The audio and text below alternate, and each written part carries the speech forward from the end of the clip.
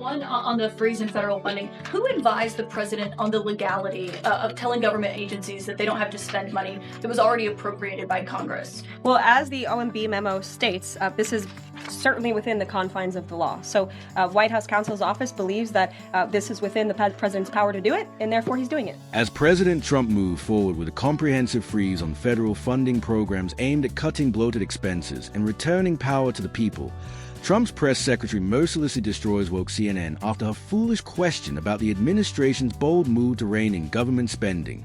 The press secretary wasted no time in shutting down media outlets in a fiery press briefing that left no room for misinterpretation. This no-nonsense discussion exposes the biased narratives of legacy media outlets and demonstrates the administration's economic management despite spin and misinformation. Hold on tight. This debate is not to be missed. One on the freeze in federal funding. Who advised the president on the legality of telling government agencies that they don't have to spend money that was already appropriated by Congress? Well, as the OMB memo states, this is certainly within the confines of the law. So White House counsel's office believes that this is within the president's power to do it, and therefore he's doing it. Okay, so they disagree with lawmakers who say that they don't have the power to freeze this funding. Again, I would point you to the language in the memo that clearly states this is within the law. And all that happened on Friday night. The administration fired several inspectors general without giving Congress the 30-day legally required notification that they were being fired. I think only 2 were left at DHS and the DOJ. And then yesterday we saw several prosecutors, I believe 12, fired from the Justice Department who worked on the investigations into the president. As you know, they are career prosecutors, therefore they are afforded civil service protections. How is the administration deciding which laws to follow and which ones to ignore? The Trump administration isn't just following the rules when it comes to executive authority and legal justifications. They are rewriting the playbook and defending actions like firing the inspector general and freezing federal funds by heavily relying on the power vested in the presidency. It's classic Trump. Cut through the noise, drop the legal receipts, and keep it moving. They cite executive authority and pull legal precedent like it's ammo, essentially telling Congress and the critics, this strategy is a strong statement.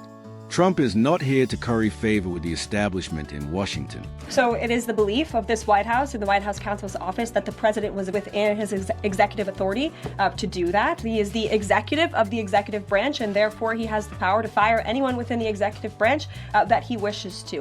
There's also a case that went before the Supreme Court in 2020, Scala Law LLC versus the Customs,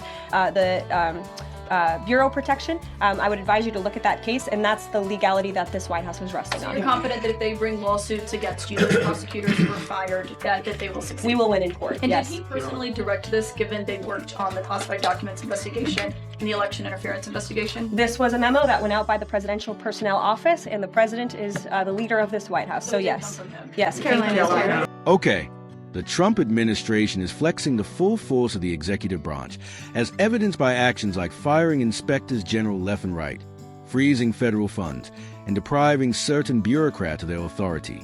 All of this is supported by the unmistakable claim that the president has the constitutional authority to do this at this time. So let's really break this down when it comes to executive authority and legal justifications. But the administration's legal team is firmly committed and confident in citing strong legal precedent to support each and every decision. The Supreme Court case from 2020 is one of their main sources. VCFPB-CA Law LLC, if you haven't read it. The court decided that the president can fire executive officers who report to him, so reaffirming that these positions are answerable to the president and are not exempt from oversight like other career responsibilities. The foundation of Trump's legal defense is that case. The White House counsel is stating that since the president is in charge of the executive branch and the Supreme Court has ruled, he has the authority to make decisions on budget and staff. Clear crystal, these are not rogue actions. Rather, they are legal and within Trump's presidential rights. However, the bigger picture shows that they are not merely reorganizing employees or balancing the budget. Rather, they are part of a larger plan to eliminate what they perceive to be an overburdened, unaccountable federal bureaucracy, which the Trump team believes many of these examiners general and career officials are holdovers from previous administrations who are more loyal to the D.C. apparatus than to the American people. So when Trump's press secretary is questioned about firing IDs, without warning or halting federal funds, she doesn't back down. Instead, she stands firm and essentially says, "We're cleaning house. We're taking back control," which all legal supporters of the administration find endearing. They see the critics' ludicrous evidence that the establishment is ultimately, whether you view it as necessary leadership or dangerous overreach depends on which side of the fence you're on. But one thing is for certain, Trump's team isn't backing down. They are citing Supreme Court rulings and executive precedent, and making it clear they are willing to fight it out in court if anyone tries to stand in the way. However, from the Trump administration's perspective, it's about restoring executive strength, cutting through the red tape, and ensuring the president elected by the people is actually not blocked by career bureaucrats.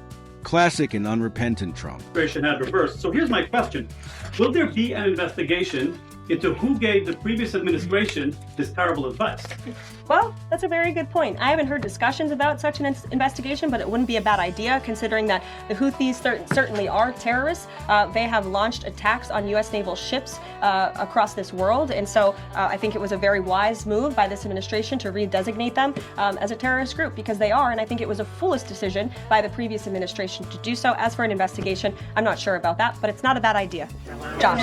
Thank you for the question. I appreciate it. Can you give us an update on the president's plans for his tariff agenda? He spoke a lot about this yesterday, and there's a couple of dates coming up that he's spoken to. Number one, February 1st, he's alluded to both the potential for tariffs for Canada and Mexico, but also China to take effect on those days. What's he thinking about that? Yeah. Should those countries expect that? Again, he was asked to answer this question this past weekend when he took a lot of questions from the press, and he said that the February 1st date for Canada and Mexico still holds. What about the China 10% tariff that he also mused about last Tuesday going into effect on the same day? Yeah, the president has said that he is very much still considering that for February 1st. Separately, yesterday he talked also about sectoral tariffs on, for instance, pharmaceuticals as well as semiconductor computer chips. He talked about steel, aluminum, and copper. What's the timeline on those? Is that a similar sort of coming days thing? Yeah, so when the president talked about that in his speech yesterday, that actually wasn't a new announcement. That was within a presidential memorandum that he signed in one of the first days here in the White House on his America First trade agenda. So there's more details on those tariffs in there. As far as a date, I don't have a specific date to read out to you, but the president is committed to implementing tariffs effectively, just like he did in his first. Let's discuss Trump's foreign policy actions, since this is where things start to get really interesting. To start, Trump completely reversed the previous administration's actions by reintroducing the HS designation as a terrorist organization, and it's easy to understand why they have a history of attacking our allies, interfering with shipping lanes, and cozying up to Iran. Trump is that he will not tolerate organizations that threaten American interests. However, he is also cutting funding and stopping the issuance of blank checks to foreign organizations that, let's face it, don't always have America's back. This move accomplishes two goals at once by strengthening control over taxpayer dollars and sending a message that international organizations should start respecting our sovereignty. This is where things get heated. The administration is implying that it may look into the previous administration's choices, essentially asking who made the decision to delist a terrorist organization and fund international bureaucracies. Trump's foreign policy doesn't end there. It ties directly into his hardline stance on trade. Let's talk about the tariff and trade agenda. It's a subtle but scathing jab that plays right into his base, portraying the previous leadership as weak and misguided while positioning this administration as the one for their mistakes. Reiterating his signature America First trade policy, and he isn't apologizing for it. We're talking about tariffs on Canada, Mexico, China, and even specific industries like steel, semiconductors, and pharmaceuticals. The goal is to protect American jobs, strengthen American industry, and stop allowing foreign nations to undercut American workers. Trump isn't just spouting empty rhetoric. He's also setting specific deadlines, like February 1st, for when some of these tariffs will go into effect, which sends a strong message that action is imminent. Supporters interpret it as Trump's refusal to allow the U.S. to be exploited, particularly following years of what they perceive to be subpar trade agreements.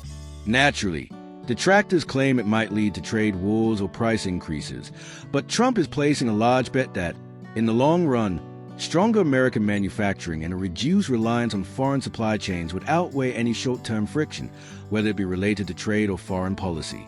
Trump's strategy is all about reclaiming American dominance in the economy and in international affairs. He is not following the old rules and is making it plain that America will set priorities and resist any opposition. I appreciate you listening and being there for me during the breakdown. The like button if you like this and would like to see more insightful perspectives on politics, policy, and everything else. To ensure that you don't miss any updates, subscribe to the channel and enable notifications. Your encouragement keeps this channel expanding and the discussion alive. Please share your ideas in the comment section below. Thank you once more, and I hope to see you at the next one. I would love to hear your thoughts.